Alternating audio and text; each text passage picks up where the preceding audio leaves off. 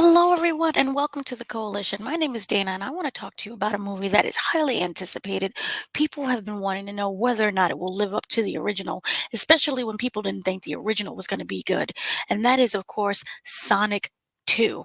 This is the direct follow up to the Sonic movie that released a couple of years ago and actually was very good. It surprised a lot of people. So, what exactly is Sonic 2 about? What are some of the things that we're going to see?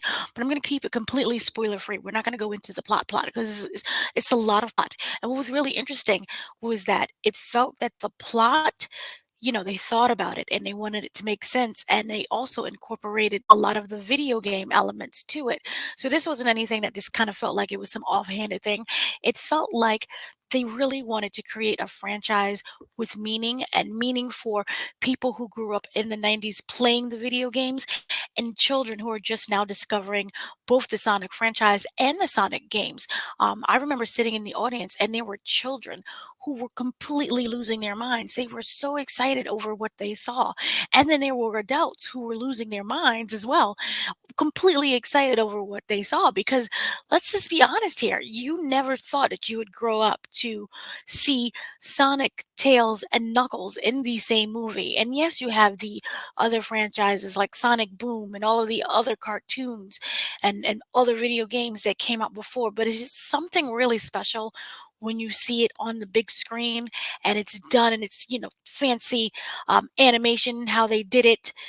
So it's just something that's completely different. It makes your childhood happy to actually see this. And there are elements that I really can't talk about because this is spoiler free, that really just makes you proud. And as a someone who grew up playing the games, it makes you just completely proud that they captured not just the essence of the video games, but the essence of the characters. And so let's just kind of dive into what you can expect with Sonic 2. Obviously, it is a very good movie. Like I said, it is one of the best movies of the year, and I absolutely loved it. So, this is their direct kind of follow up to the 2020 movie Sonic, or Sonic the Hedgehog. Um, Basically, it takes place right after the events of the last movie, which saw Dr. Robotnik basically yeeted into another dimension where he was with a bunch of, I think it was mushrooms at the time. Um, this one, basically, like I said, it starts off right away with him trying to get back to planet Earth, somebody's planet. He's just trying to get off of that universe. I think it's universe. He's trying to get off of that dimension.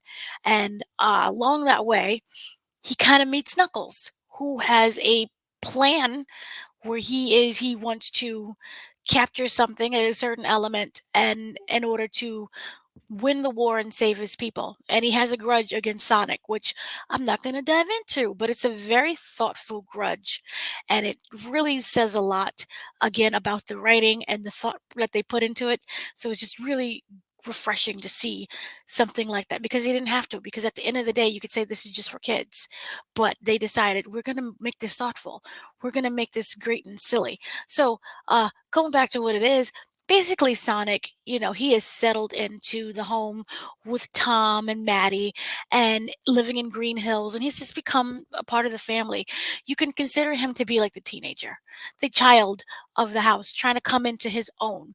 And everyone is kind of have to get used to Sonic. Remember, he's fast paced, he's young, he's adventurous, and he's kind of been living a double life. Sonic has truly wants to become a hero. He wants to be someone who is admired and that people call on him during a time of need. So we've seen during the trailers, call me Blue Justice. It's kind of a rip off of was spin off, not spin off, a rip off of the Dark Knight. So he is Blue Knight, and he is trying to, save the hometown and make sure that the people of Green Hills are used to him and they want his help and his support. Thing is, it goes horribly wrong, hilariously horribly wrong. And right away, we're jumped into the action. This is a very action packed movie that never lets up. So we're jumping right into the action. There's a high speed chase. There's some really, really bad judgments against Sonic. And Sonic is just someone who he wants to belong. And Tom and Maddie sees that, but they want him to stop with his antics. Um, They feel that he's still too young, but they want him to go out there and make friends and to find his tribe and his people, but at the same time he's still too young to go out there and kind of be a superhero or just explore the world like he wants to. And they want to make sure that he's grown up with a support system and everything around him, and so they kind of feel really sad. But as parents, they slowly know that you can't hold on to Sonic forever. You're going to have to slowly give him responsibilities. So they realize that, and they slowly try to give him responsibilities. He still can't be a superhero. They slowly try to give him responsibilities, and one of those responsibilities is they're going to leave him home so that they can attend a wedding in Hawaii, which is of Maddie's sister, Rachel, who is played by Natasha Rothwell, who's hilarious, by the way. So Sonic is at home unsupervised for 2 days. And that kind of sets up what Sonic's plans are, what Sonic's kind of domestic situation is, and it also shows you the emotional arc of both the surrogate parents of Maddie and Tom, and how they really care about him and they want him to go out there and explore, and they really do view him as one of their own. They're like, hey, this is my son kind of situation. And it also shows that Sonic, he really loves his parents, his surrogate parents, and like any other kid, he wants to go out there and sprout his wings, but he has to learn how to not sprout so much because he's not old enough to handle all of the responsibilities of what it takes. And he's a little risky and he has a little erratic moments, but he wants that heroic glory that he's gonna get. But he has to learn about being responsible and responsible behavior. And they keep constantly telling him, you're still a kid, we love you, but you're still a kid. So this is really interesting, and I like how they put in this kind of relatable parenting storyline here, and it really grounds Sonic into not this universe, but it grounds him as a family unit. So I really like what they were able to do with. But of course, we have when the parents are away, Sonic will play. He does play, and there's a lot of things that he gets into. But one of the things that he has absolutely no control of is obviously super evil Dr. Robotnik, who is played lovingly and wonderfully by Jim Carrey. The same issue that he brings to the second one. And again, this just goes to show you how well cast this whole movie is. Animation, and you have the live action actors, the real actors coming in there. Jim Carrey absolutely embodies Dr. Robotnik as we've seen in the first one. And so, sorry, we have him trying to track down Sonic, and basically he's enacting his retribution after being humiliated from the previous movie and basically banished to a planet. So he wants his revenge, obviously. But unlike before, we have Knuckles. And Knuckles, who is voiced by Idris Elba, he comes in, he dominates, not just physically, but the movie itself. And it's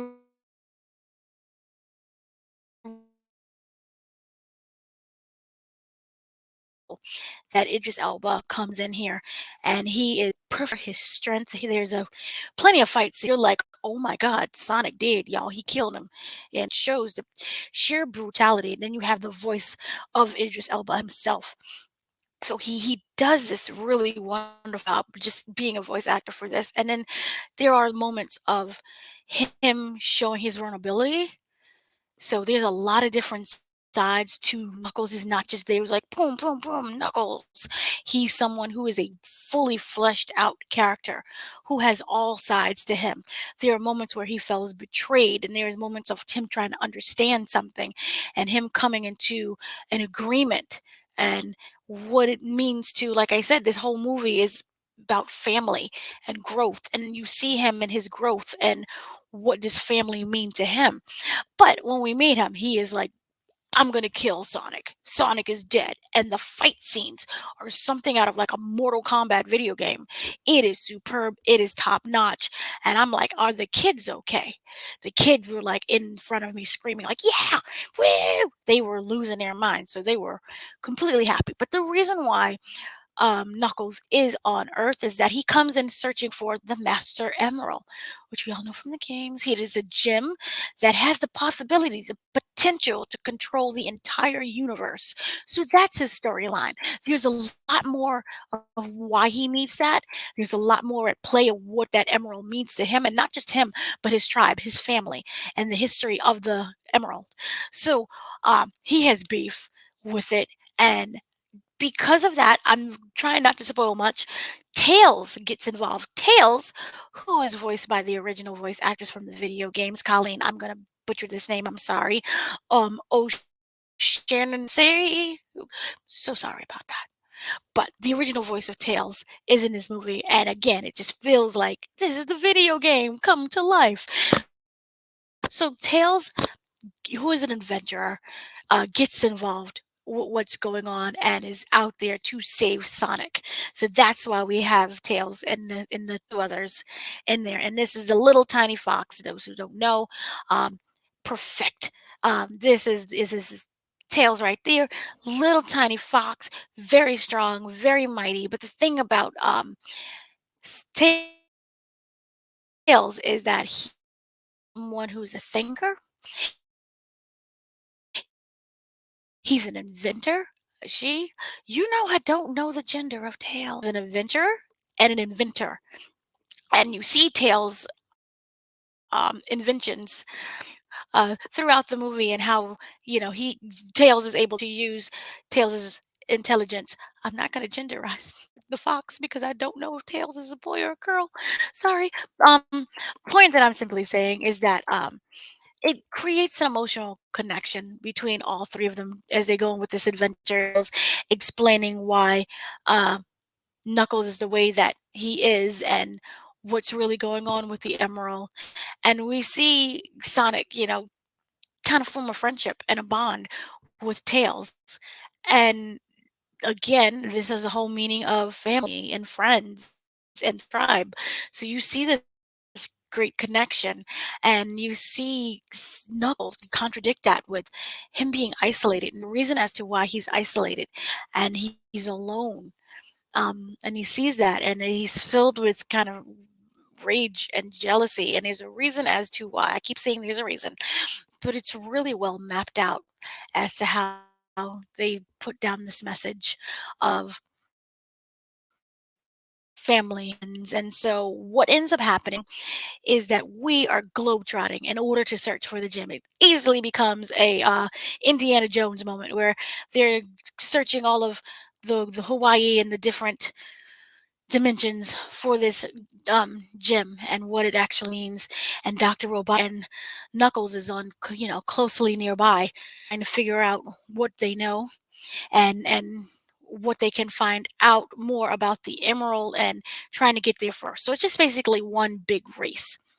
Um, what I really loved also about that is that it the sound effects, the visual effects, everything about the worlds that they bring to life is just beautiful. Even when they're in Hawaii and they're here on planet Earth, it's just really beautiful and it feels like it has its own identity. And they've really just brought out the beauty of both the video games, their actual video game moments where there are water elements, a lot of water elements, which they take from the video games, and it's just really wonderful to see that on screen, and it's really a lot of fun. Um, I know some people are going to be like, "Well, it's a little bit over the top sometimes," but you have to understand that this is a kids movie, and I don't feel that when they do go a little bit over the top, it's not extreme. It's not like, "How long is this going to last?" It's a moment, and then we move on. I was asked whether or not there's flossing. There is flossing, but it's not by Sonic. But there is flossing in this. Um, so overall, I really think that it is just a really good movie. It emphasizes family and friends. It matches up what James Marsden and Tamika Sumter are doing with their storyline, and everything just blends in effortlessly. The special effects are really great. The graphics are amazing. The sound, because you have to have sound with this. This is a video game basically come to life. They do a really great job of doing that. And what we do know is that the ending, I'm not going to say what the ending is, but it's absolutely superb. We see a moment that just comes to life, with Dr. Robotnik and what he's doing and his plots and plans. And it's just really great. Again, how they incorporated the video game elements to the story. And yes, again, this is for kids, but there are moments where this is for adults too. It is hilarious. From the very start of the movie to the very end, it is very self-aware. There's a lot of jokes in there, both for kids and adults. They reference a whole bunch of other movies. It's very self-aware. They reference other movies. They reference what's going on in just the world itself. So just overall, it was smartly written, it's smartly done, and I had a blast watching this. And kids, like I said, they were glued to the screen. They were clapping, they were cheering. There were moments in this movie, like I said, there are moments that ripped right out of the video games where adults were just like, "Oh my gosh!" And yes, there is an end credit, and you should see the little kids is like, "What's going on? What's going on?" And the end credit, which I am not going to spoil, people lost it. They was like, "Yes!" And we already know that there's a Sonic 3, which I think they did a really great job announcing first before we saw Sonic 2, because right away when we see that end credit, we know exactly what we're going to expect for the next movie. So it's not like, "Oh, I wonder what they're gonna do." It's already in development. So I really like that. And then on top of that, we're getting a Knuckles spinoff, which when we learn the story of Knuckles and what happened to him and his family and the search of the emerald, it really makes sense, because this when we meet Knuckles, he is someone who was ripped away from all of that, and there's a direct connection with Sonic and why he hates Sonic so much. And it really goes to show that you have a shared experience even though you may be on the opposite side. And going to war with someone, it's going to be a loss on both sides. And I thought that was just really well executed for the movie, and they really take a good time kind of explaining that and settling into that and learning that war, it's damaging for everyone, and there's sides to everything. And so I really hope that the spinoff shows what happened to Knuckles' side, and to also show him kind of being able to let that go. It's a weird therapeutic moment, but being able to let that go and seeing what the future holds if he stops holding on to that big grudge that people weren't really aware of.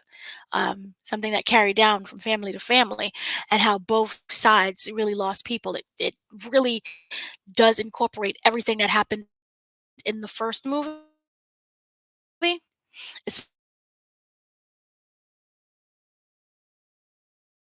especially with Sonic's family. It incorporates it definitely into this one, the sequel. So I really liked how this overall felt like a continuation. I knew with the second one, they bleed into each. Strongly recommend go and see the first one first, and then go directly in, because that continuous thread, it's very nice to see that happen. So overall, I will say that this superb movie, and it goes to show Paramount Pictures, they really do listen to fans.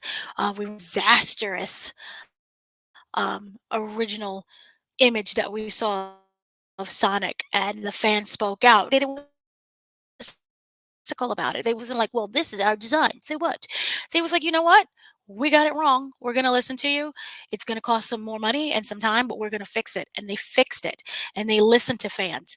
And I think that more studios in general, and more people, more studios, more everyone needs to just listen to the people you want to market to. If something says that is terrible, acknowledge it. We're sorry. Let's fix it. And because of that fix, even though it was something as a design, really helped fans itself in this franchise. And I really love what they did. Again, the casting is brilliant. Sonic, the actor who plays the voice actor for Sonic, he really knows what it the sound and everything, that personality, he gives emotion to Sonic, and Sonic is really struggling with wanting to go out there and be a savior and a hero, and also just not fully understanding everything, and being young. So Ben Schwartz, who voices Sonic, excellent job with that.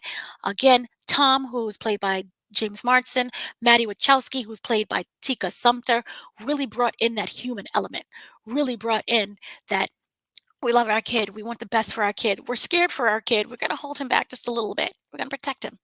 So they really did bring in that like surrogate parent. So it was really great. And Green Hills, how they designed, again, I loved everything about that.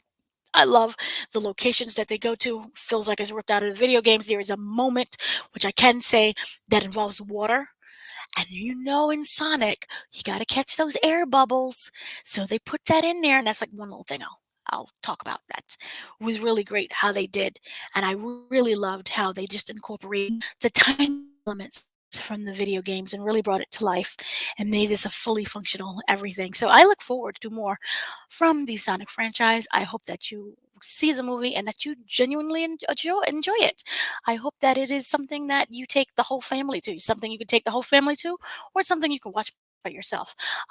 In terms of, I do know that this is coming to Paramount Plus in 45 days, but for me, overall, seeing it in the big screen, again with like those fight scenes and the beauty that they put into the movie, I would suggest watching it in the theater if you can.